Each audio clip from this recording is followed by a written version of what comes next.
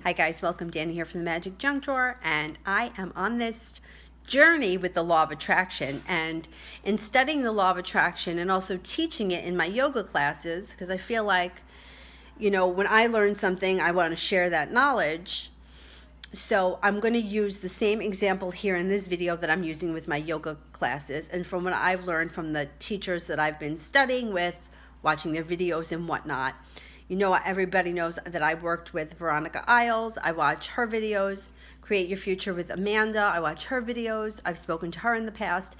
Anya Vivarelli, I watch her videos. There's a lot of people I watch. Robert Zink, Jake Ducey. I watch them all because I feel like sometimes the way one person says it can sink in. Like people just say things differently. So this is the example that I've been using with my yoga classes. Let's just say, for example, that you intended to go to yoga. You want to go to yoga more often. Now, in an ideal world, if we didn't have to work, we could do whatever we wanted. But when you have a schedule or you have people to take care of and there are things that legitimately get in the way, it's not always that easy. So my suggestion is, say you wanted to go to yoga more often. Say you come to yoga twice a week and you really want to come 5 or 6 times a week. My suggestion would be to start with a statement that's a little bit flexible, like, I intend to go to yoga between 4 and 7 times a week, because there's a little bit of wiggle room. If you only make it to yoga 4 times a week, you're not going to feel like you failed. You made it 4 times. If you're able to make it to yoga 7 times that week, you may feel even better. Hey, I made it 7 times. My goal was between 4 and 7. I was at the higher end. So that being said, it's a little bit more believable to your subconscious mind when there's some wiggle room.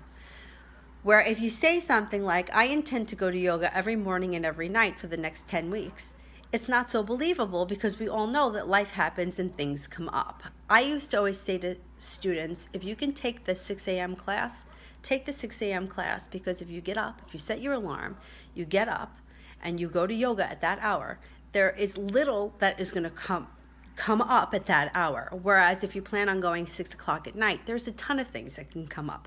You can get stuck at work. Somebody invites you for dinner. Somebody's car breaks down. Somebody needs help moving something. There are a million things that are going to happen in the afternoon, whereas if you set your alarm and you get up and you go in the morning, there is little that's going to get in your way. I mean, a snowstorm or maybe a road being closed or something that can hold you up. But for the most part, you have a better chance of getting there, in my opinion, in the morning, as long as you set your alarm and you get up and do it. So with that being said, if your goal is to go to yoga or whatever it is that you do more often, you have this intention, and we say it at yoga all the time. Like I'll hear yoga teachers all the time at the beginning of class, if you have an intention, set it now. Well, what does that mean? I used to always kind of like throw out like a birthday wish, like whatever wish that I was making to blow up my birthday cake candle. I would do that at the beginning of yoga class, and then that was the last time I thought of it.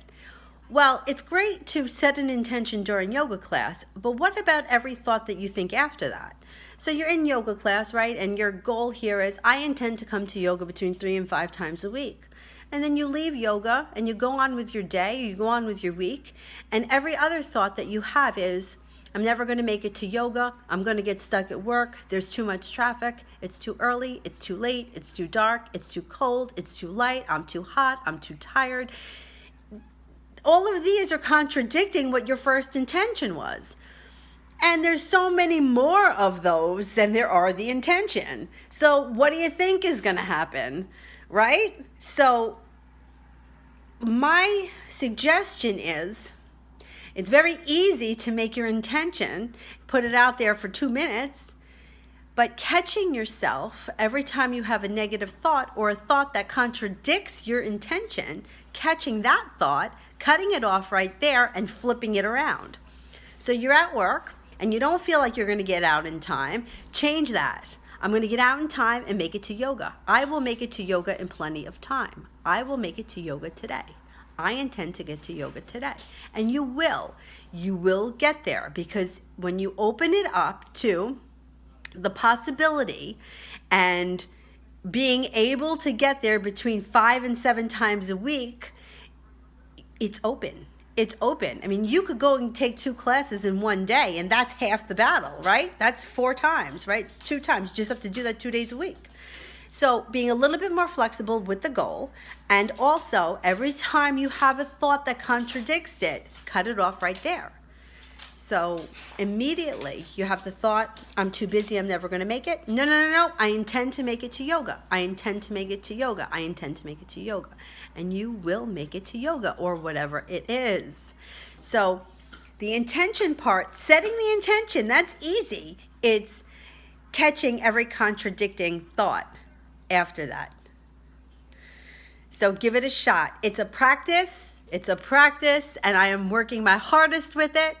And sometimes it's like every minute I have to stop myself and change my thought, but that's okay, because after a while it's going to become like second nature. Change your thought, stop it, and redirect your energy. If you like what we're doing here at the Magic Junk Jar, don't forget to like and subscribe, share us with your friends, and we'll see you soon. Thanks for watching. Bye.